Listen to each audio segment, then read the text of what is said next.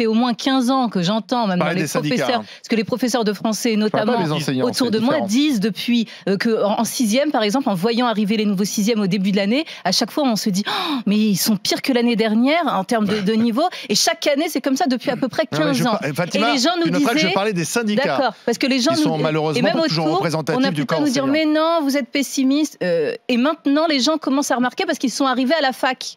Où ils sont arrivés dans les entreprises. Et là, maintenant, on a les entreprises qui disent oh, il y a un niveau d'orthographe, on n'a jamais vu ça. Et la fac, on est obligé de revoir les accords du participe passé à la fac parce que les étudiants ont des lacunes très importantes. Donc, non, je ne suis pas étonnée. Maintenant, pour moi, et je vais sans doute répéter la même chose, et plutôt pour donner des pistes, effectivement, les 4 choses qui marchent, c'est vraiment un carré. Ce qui marche en classe, collège, difficile, parce que c'est ce que je connais, j'ai uniquement été dans les collèges, un petit peu au lycée, mais collège est difficile. C'est 1, la maîtrise parfaite de sa matière. Donc, un prof de français qui connaît sa matière, c'est la moindre des choses. Mais je le rappelle parce que parfois on a des vacataires où c'est pas le cas. Excuse-moi, tu as les profs de français qui ne connaissent pas leur matière. Non, qui ne maîtrisent pas. Demander.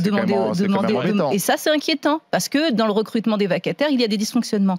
2, une finesse psychologique. C'est-à-dire, c'est un métier de finesse, c'est de l'humain. On n'est pas en train de gérer des cartons, donc il faut. Et finesse psychologique, ça veut pas dire être la nounou, faire des bisous aux enfants. C'est être à l'écoute, savoir les voir, un rapport humain. Et ça, c'est très important. C'est le deuxième. La deuxième chose. Des prérogatives oui. Alors là, bon, pour moi, c'est la base. Mais vous n'êtes pas formé à ça. Pédagogie, vraiment la pédagogie. Et 4, la justice et la rigueur disciplinaire. C'est-à-dire que là, on voit des enfants, 1 enfant sur 2 se plaint du chahut en France, c'est 1 sur 3 dans les autres pays, et ils perdent à peu près 1 mois à cause du chahut pour rétablir l'ordre. Et surtout, un enfant, on peut nous dire « Ah, c'est le bruit pédagogique ». Non, c'est du bruit. Qui dit ça ? C'est du bruit. Alain Mérieux dit ça ? On va nous dire ça. On nous a vendu travailler en groupe, les îlots de savoir, et il y a du bruit pédagogique. Sauf que les jeunes profs qu'on voit arriver, ils font des îlots de savoir. En fait, c'est 4 tables regroupées. 4 tables regroupées, on va appeler ça îlot de savoir.